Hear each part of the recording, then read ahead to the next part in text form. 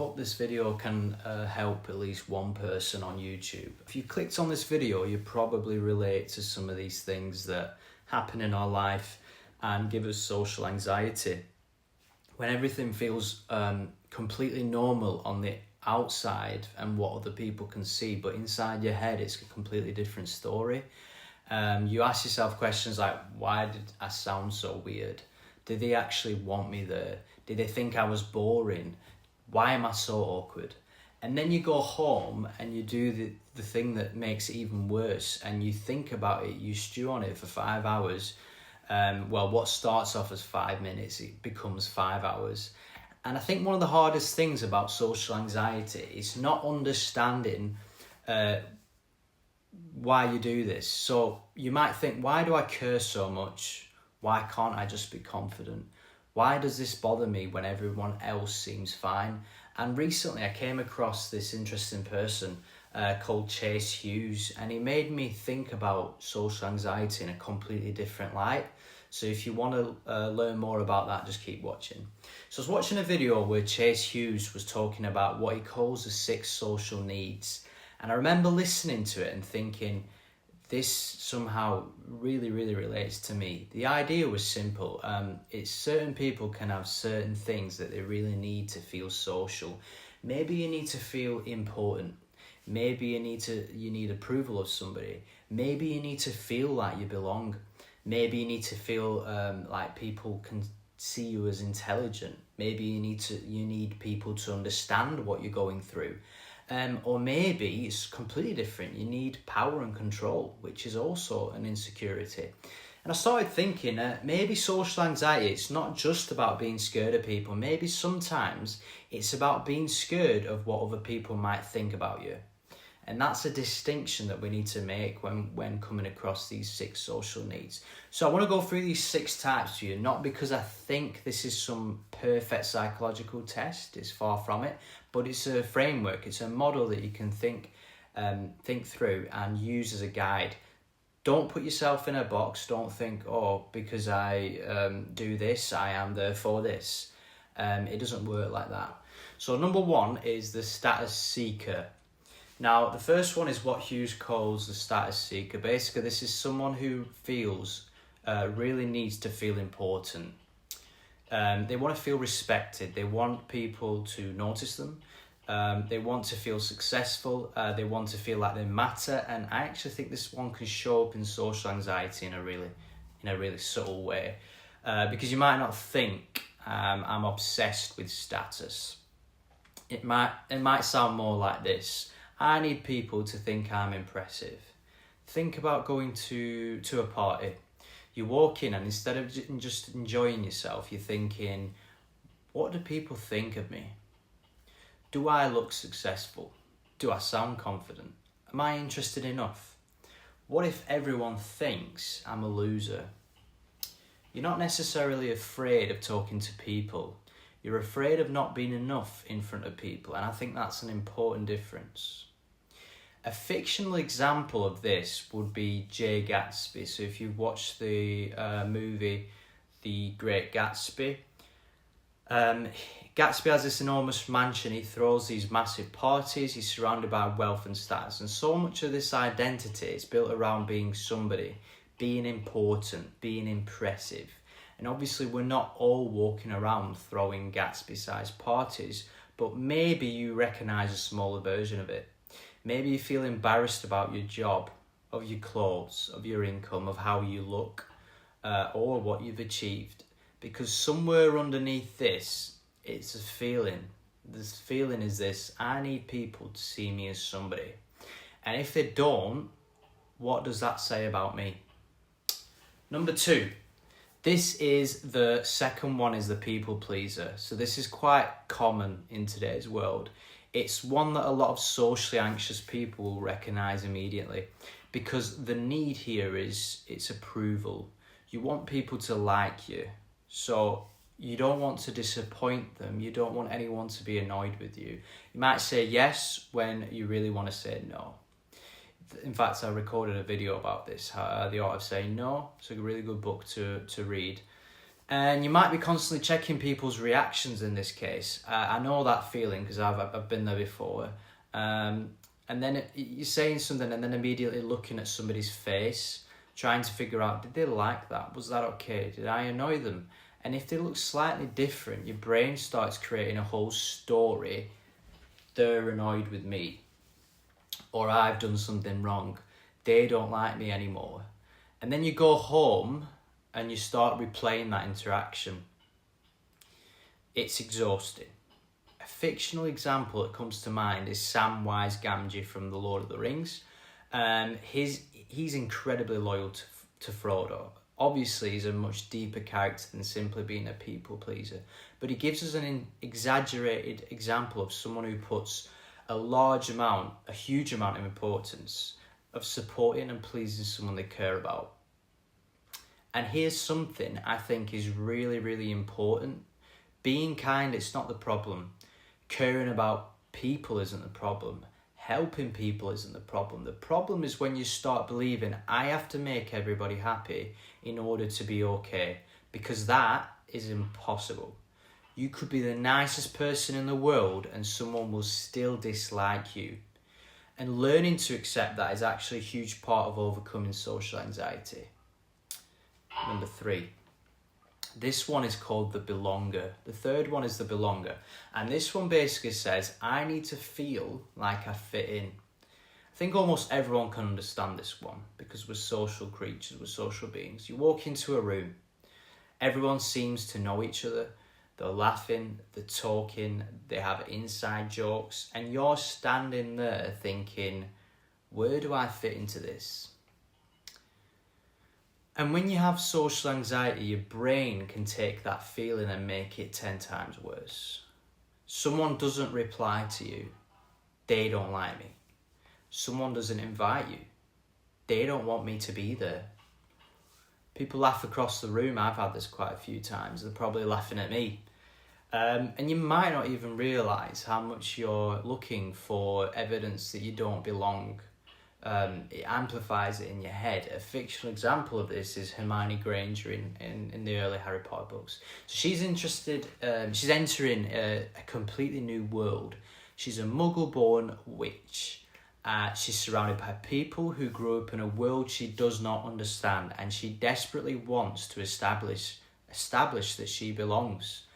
Obviously, Hermione is much more complicated than this one category, but I think the example is useful because underneath anxiety can sometimes be a very simple fear. What if I don't belong? And if that's one of your biggest insecurities, social situations can feel so exhausting because you're constantly checking, am I included? Do they like me? Am I one of them? Number 4 is the intellectual.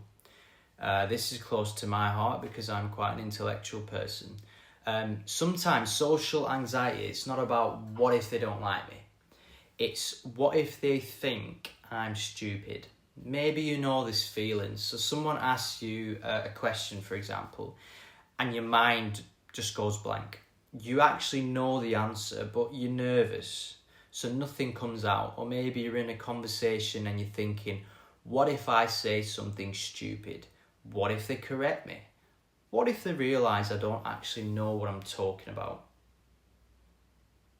And so you stay quiet, not because you have nothing to say, but because you're afraid of saying the wrong thing. A fictional example of this will be Sherlock Holmes. Holmes' intelligence is basically his identity. He's constantly demonstrating how observant and intelligent he is. And imagine if your identity was heavily connected to being the smart one, then making a mistake, it's not just a mistake. It's your brain interpreting it as they're going to realise that I'm not actually intelligent.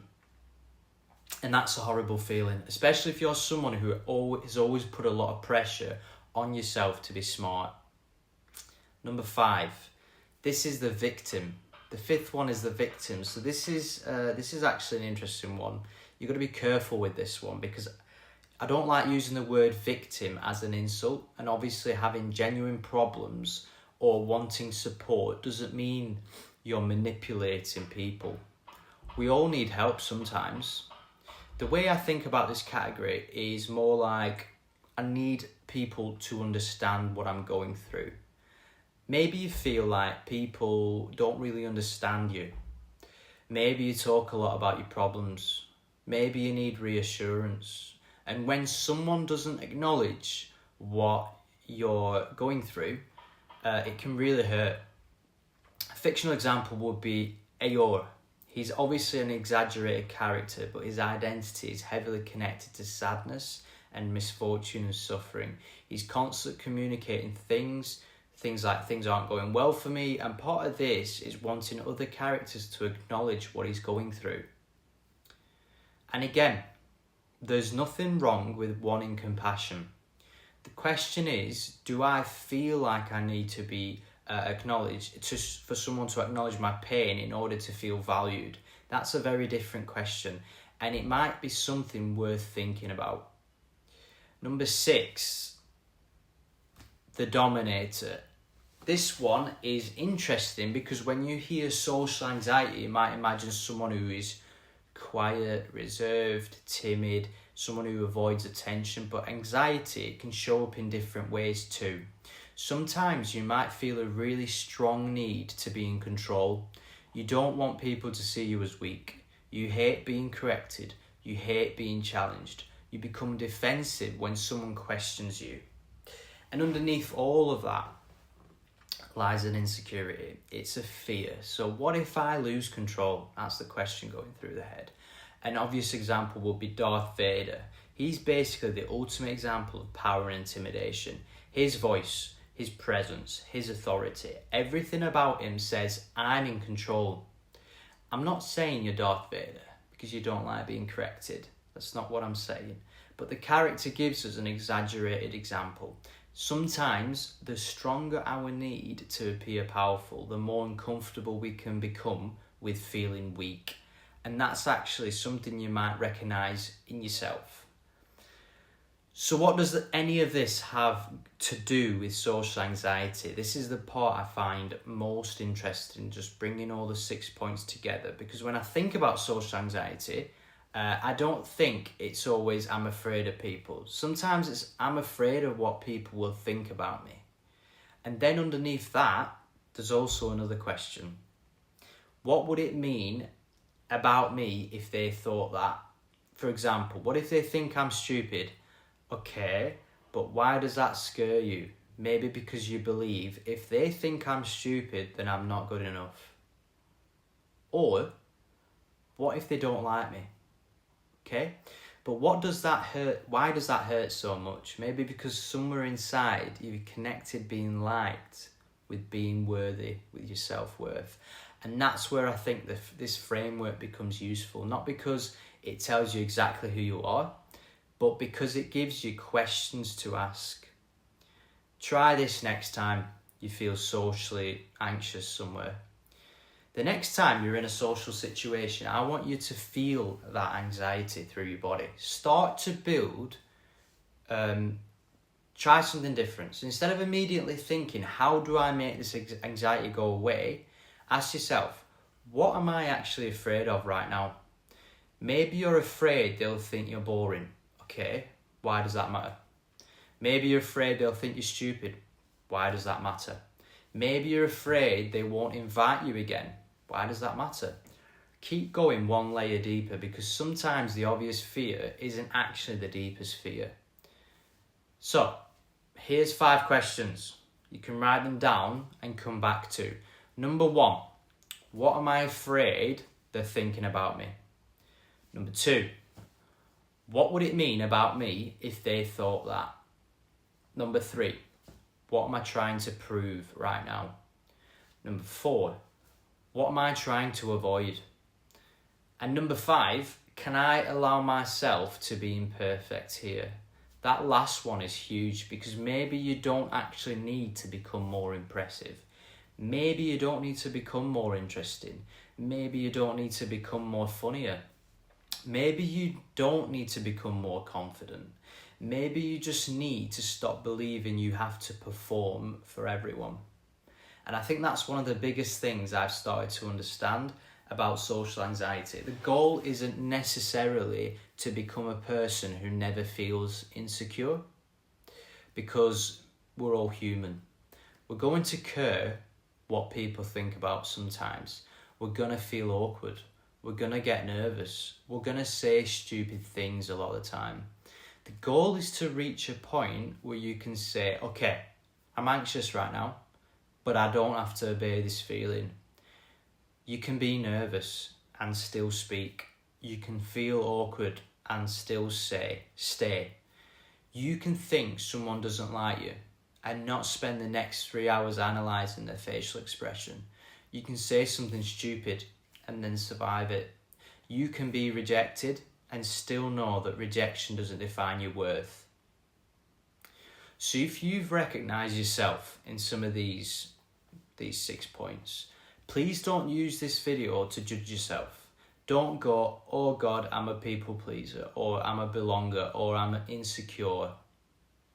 Instead, what I want you to do is be curious. Ask yourself, why do I react this way? What am I afraid of? What am I trying to prove?